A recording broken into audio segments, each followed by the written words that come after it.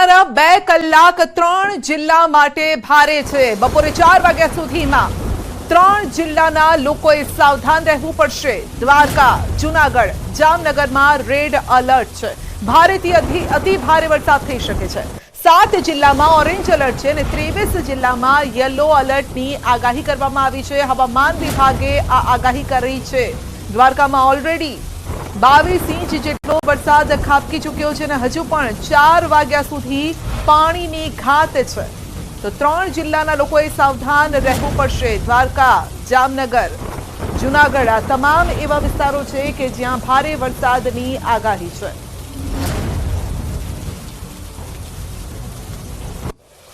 તો ગુજરાત માટે આગામી 5 દિવસ પણ ભારે છે। 5 દિવસ ગુજરાતમાં વરસાદ બોલાવશે રમઝટ। સાયક્લોનિક સર્ક્યુલેશનના કારણે ભારે વરસાદ થશે। આજે સુરત, નવસારીમાં પણ અત્યંત ભારે વરસાદની આગાહી છે। વલસાડ, દમણ, દાદરા નગર હવેલીમાં પણ ભારે વરસાદની આગાહી છે। પોરબંદર, જૂનાગઢ, દ્વારકા, ગીર સોમનાથમાં પણ રેડ એલર્ટ છે। નર્મદા, ભરૂચ, ડાંગમાં પણ અતિ ભારે વરસાદની આગાહી છે। તાપી, રાજકોટ, જામનગરમાં ભારે વરસાદની આગાહી। અમરેલી, ભાવનગર, કચ્છમાં પણ ભારે વરસાદની આગાહી છે। માછીમારોને દરિયો ન ખેડવા સૂચન છે।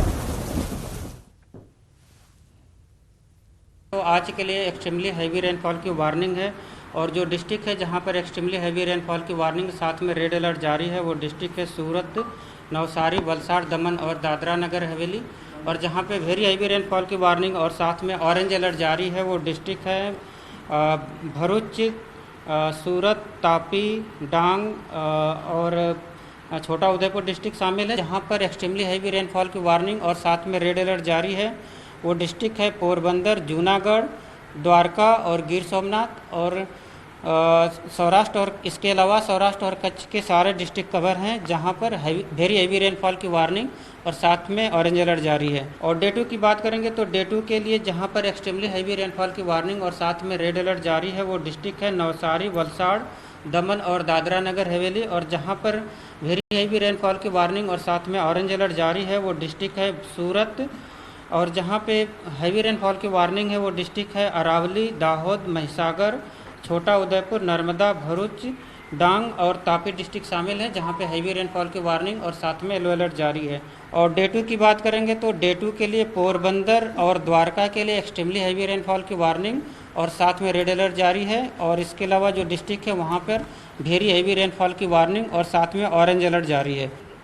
कल जो एक cyclonic circulation north east Arabian sea और एडजॉइनिंग सौराष्ट्र रीजन में था वो आज सौराष्ट्र और कच्छ रीजन में साइक्लोनिक सर्कुलेशन परसिस्ट कर रहा है। और साथ में ही साउथ गुजरात में एक ऑफशोर ट्रफ बना हुआ है और इसके साथ ही एक shear zone pattern 20 degree north latitude पे बना हुआ है जिसके कारण आज के लिए जो extremely heavy to very heavy और साथ में एक्सट्रीमली हैवी रेनफॉल की वार्निंग है। પોરબંદરમાં 12 મેઘ ખાંગા થયા છે। ઘેડ વિસ્તાર પાણીમાં સમાઈ ગયો છે। ઘેડ પંથકના ચિકાસા ગામ પહોંચ્યું ન્યૂઝ 18 ગુજરાતી। તંત્ર જ્યાં નથી પહોંચ્યું ત્યાં ન્યૂઝ 18 ગુજરાતીની ટીમ પહોંચી છે। ચિકાસા ગામમાં ઘરમાં પાણી ઘૂસી ગયા છે। ઘૂંટણસમા પાણી ઘરની અંદર છે તો ઘરની બહાર કેટલા પાણી હશે તે આપ સમજી શકો છો। ઘર વખરીને નુકસાન પહોંચ્યું છે। પશુપાલકોને પોતાના ઢોર પણ અન્યત્ર ખસેડવાની ફરજ પડી છે। દર ચોમાસામાં આ સ્થિતિનું નિર્માણ અહીં થાય છે તેવો દાવો સ્થાનિકોનો છે। આ વિસ્તારના લોકો ચોમાસામાં વરસાદી કહેરના કારણે પાક પણ નથી લઈ શકાતા તો હવે પાણી ઉતરતા ઘઉં, ચણાનું વાવેતર કરશે તેવું તેમનું કહેવું છે। ન્યૂઝ 18 ગુજરાતી હાલ ચિકાસા ગામ ખાતે પહોંચ્યું છે ને જોઈ શકાય છે કે લોકોના ઘરની અંદર 2 થી 3 ફૂટ જેટલા પાણી છે તે ફરી વળ્યા છે। ત્યારે લોકોને પણ ભારે હાલાકીનો સામનો છે તે કરવો પડી રહ્યો છે। અહીંયા માજી છે, આપણે તેમની સાથે વાતચીત કરીશું। બા, શું કહેશો, દર ચોમાસે કયા પ્રકારની પરિસ્થિતિ અહીંયા થાય છે? બાપા, જો અમારા તો દર સીતે આમાં નિહારોમાં ભાગી જઈએ અમે અને અટાણે તો અમારી હલાખી છે તો કોઈ બાકી વિના નહીં છે। અમારે ઢોર ઢાખર બધાય નીણ વિનાના સડકો બાંધ્યા છે પાણીમાં તો અમે શું કરીએ? આમાં ચોક્કસ તો લોકોને ભારે હાલાકીનો સામનો છે તે કરવો પડી રહ્યો છે। બેન, શું કહેશો, દર ચોમાસે તમારી પરિસ્થિતિ કયા પ્રકારની હોય છે? આ તો હજી ઓછું છે। દર ચોમાસે તો ઘરમાં પાણી ભરાઈ જાય। અમારે 4-5 દી રહી કઈ કઈ નક્કી ન હોય પાણીનું. તો આ વરસાદ પ્રમાણે કેવું પાણી આવે કેવું ના આવે ઈ પરિસ્થિતિ અમારી વરસની રહી. ચોમાસામાં કેટલા દિવસ આ પ્રકારે કાઢવા પડતા હોય છે, શું કહેશો? આમ કઈ નક્કી ના હોય, 10-12 દી કાઢવા પડે ને આમાં તો ભાઈ વરસાદ છે, વરસાદ નું કઈ નક્કી હોય નહીં. ચોક્કસ તો ઉપરથી પાણી આવે જેના કારણે અહીંયા ખેડ પંથકની અંદર પાણી છે તે ભરાઈ જતું હોય છે. અહીંયા ભાઈ પણ છે, આપણે તેમની સાથે વાતચીત કરવાનો પ્રયત્ન કરીશું. અહીંયા જે ભૌગોલિક પરિસ્થિતિ છે, જે પ્રમાણે પાણી આવતું હોય છે તેના કારણે લોકો પોતાના ઘર છે તે પણ ઊંચા બનાવતા હોય છે. ભાઈ, શું કહેશો કે આ પ્રકારની પરિસ્થિતિ અને ખેડ પંથકની અંદર શું અત્યારે માહોલ છે? અરે આમ પાણી જો શેરકોર ભર્યા, હવે 5-7 દી 8 દી 10 દી કઈ નક્કી ન હોય. આ રીતનું જ અમારે રહેવાનું હોય. આવું તો વરસનું થાય, એવું નથી કે આજ જ થયું. આ રોડ ઉષા થઈ ગયા ત્યાંથી આવી પ્રોબ્લેમ થઈ. પછી આમાં બધે પાણી છે, ઉપરથી જે પાણી આવે તો કોઈ બારા ખુલ્લા હોય ન હોય, વધારે વરસાદ ઉપર હોય તો એનું બધું પાણી અહીંયા જમા થાય. પછી જ આ બધું ઊંચું થતું જાય. વચમાં ઊંચો રોડ છે, આ વચમાં ખાડો છે, તો આ બધું ઊંચું થતું જાય, પાણી ઊંચું થતું જાય. પાણી નિકાલની વ્યવસ્થા અહીંયા શું છે? પાણી નિકાલની કોઈ વ્યવસ્થા ખરી? પાથરામાં જે પુલ છે નરવા મંદિર થી એટલામાં જો એટલામાંથી નીકળે એટલું જ, બાકી ક્યાંયથી નીકળે નહીં. અથવા ભાદરનું જે નીકળે તો ભાદરમાં એમાં એવું છે કે ઓલી ભાદર જે પુલ પાડ્યું તો ત્યાં ઉસાણ થઈ ગયેલ છે, એની માથેથી જે પાણી પડીને જાય એ જઈ શકે. બાકી તો ઓલું પુલ જે જૂનું પાડ્યું બે પુલની વચમાં તો એ પાણી ઉપરથી જાય ત્યાં સુધીનું પાણી અહીંયા જમા થાય. વર્ષમાં કેટલા દિવસ તમારે આ પ્રકારની પરિસ્થિતિનો સામનો કરવો પડતો હોય છે? વર્ષે ને વર્ષે 5 દી હોય, 2 દી હોય, 3 દી હોય. આ રાતના પાણી આવ્યું, અમે બધા હુતા હતા, અમને કઈ ખબર નહોતી. પાણી આવ્યું તે પછી અમને ખબર પડી. પછી અમે આ બધા ઢોર ઢાખર ને ઉષા ખડ કર્યા પછી અમે જો અહીંયા છીએ અટાણે આ રીતના રહીએ.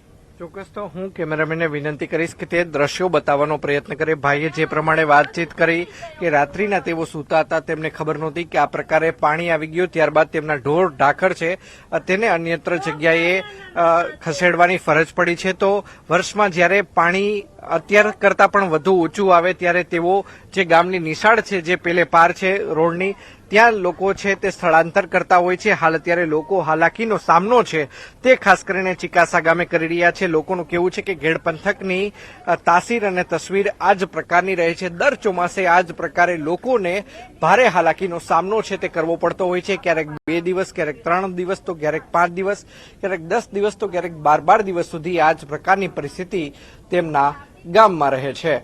અંકિત પોપટ, ન્યૂઝ 18 ગુજરાતી, ચિકાસા. પોરબંદરમાં ભારેથી અતિ ભારે વરસાદ, સ્થિતિ કફોડી બની રહી છે. ચિકાસાથી બાંટવા તરફ જતો સ્ટેટ હાઈવે બંધ થઈ ગયો છે. સ્ટેટ હાઈવે પર ભરાયા છે વરસાદી પાણી. સ્ટેટ હાઈવે સાથે જોડાયેલ અંદાજિત 45 જેટલા ગામો સંપર્ક વિહોણા છે. એક ગામથી બીજે ગામ જવા માટે ટ્રેક્ટર, જેસીબી સહિતના વાહનોનો ઉપયોગ કરવો પડે છે. ખેડ પંથકમાં દર ચોમાસે આ પ્રકારની પરિસ્થિતિનો સામનો લોકો કરી રહ્યા છે. પોરબંદર શહેર તેમજ પોરબંદરના ગ્રામ્ય પંથકોમાં છેલ્લા 2 દિવસમાં ભારેથી અતિ ભારે વરસાદ વરસ્યો છે. ત્યારે ન્યૂઝ 18 ગુજરાતી આવું પહોંચ્યું છે ગ્રાઉન્ડ ઝીરો ઉપર. અમે આપને જે દ્રશ્યો બતાવી રહ્યા છીએ, આ દ્રશ્યો છે ખેડ પંથકના દ્રશ્યો છે. જોઈ શકાય છે કે ચિકાસા ગામથી બાટવા ગામ તરફ જતો આ જે સ્ટેટ હાઈવે છે તે સ્ટેટ હાઈવે ઉપર પાણી ફરી વળ્યા છે અને તેના જ કારણે આ સ્ટેટ હાઈવેની આસપાસ આવેલા 45 થી વધુ જે ગામો છે તે સંપર્ક વિહોણા બન્યા હોવાનું છે તે સામે આવી રહ્યું છે. તો હું કેમેરામેનને પણ વિનંતી કરીશ કે તે ખેડૂતોની ખેતીલાયક જમીનના પણ છે તે દ્રશ્યો બતાવવાનો પ્રયત્ન કરે. જોઈ શકાય છે કે હજારો વીઘા જે ખેડૂતોની ખેતીલાયક જમીન છે તે પાણીની અંદર ગરકાવ થઈ ચૂકી છે. સામાન્ય રીતે ચોમાસાની અંદર જ્યારે વરસાદી પાણી રહી જાય ત્યારબાદ જ અહીં ખેતી કરવામાં આવતી હોય છે. હાલ અત્યારે કોઈ પણ જાતનું વાવેતર કરવામાં નથી આવતું, કારણ કે અહીંયા આ પ્રકારની પરિસ્થિતિ 2 થી 3 મહિના રહેતી હોય છે તેવું સ્થાનિકોનું કહેવું છે. આપણે સ્થાનિકો સાથે વાતચીત કરવાનો પ્રયત્ન કરીશું કે આખરે છેલ્લા 2 દિવસમાં તેઓએ કયા પ્રકારની પરિસ્થિતિનો સામનો કર્યો છે. દાદા, શું કહેશો કે આ પ્રકારની પરિસ્થિતિનો સામનો છેલ્લા 2 દિવસથી? હા પાણી 4-5 દી ભર્યું રહી. આમાં વધારે એટલું ઘેરમાં જમીનમાં તો 2-3 મહિના ભર્યું રહી. અત્યારે બહુ પરિસ્થિતિ ખરાબ છે, કારણ કે પાણીનો કોઈ નિકાલ થતો નથી. પાણીના પારા ડેમો હાથે થઈ ગયા, પારા ફૂટે તો દરિયામાં પાણી જાય. અમે ચિકાસા ગામમાં પણ જોયું કે લોકોના ઘરની અંદર પણ પાણી જોવા મળી રહ્યું છે. જમવા સહિતની વ્યવસ્થા કેવી રીતે થાય છે? પછી ચાય વાડાવાળી કરી લઈને વ્યવસ્થા કોઈ અડાડા ઉત્સાહ કરવો એમાંથી વ્યવસ્થા કરી લે જમવાની. બાકી ઢોર બધા રસ્તા માંગ્યા. શું કહીશા સ્ટેટ હાઈવે છે ત્યાંથી ક્યાં સુધીનો બનશે ને અંદાજિત કેટલા ગામડાઓ આગળ છે તે સંપર્ક વિહોણા છે? આ ગળેજ મયારી જુનાગઢ તરફ જતો રસ્તો અત્યારે બંધ છે. માણાવદર ભોળ વિતરાણા દેરોદર એ બધા ગામ અત્યારે પાણીમાં બેટ ફેરવાઈ ગયેલા છે. ચોક્કસ તો બેટમાં ફેરવાઈ ગયેલા છે. હું ફરી એક વખત આ દ્રશ્યો છે તે બતાવવાનો પ્રયત્ન કરી રહ્યો છું. જોઈ શકાય છે કે સ્ટેટ હાઈવે છે તે બંધ થઈ ચુક્યો છે ને આગળના 45 થી વધુ ગામો છે તે સંપર્ક વિહોણા થઈ ચુક્યા છે. અહીંયાથી જ લોકોને જો જવું હોય તો તેઓ જુનાગઢ તરફ જતા હોય છે. ખાસ કરીને વાત કરવામાં આવે તો ચિકાસાથી આ બાટવા તરફ જતો આ રસ્તો છે ને હાલ આ રસ્તા ઉપર પાણી ફરી વળ્યા છે અને જેના જ કારણે હાલ અત્યારે આગળના જે ગામો છે તે સંપર્ક વિહોણા બની ચુક્યા છે. અંકિત પોપટ, ન્યૂઝ 18 ગુજરાતી, ખેડ પંથક.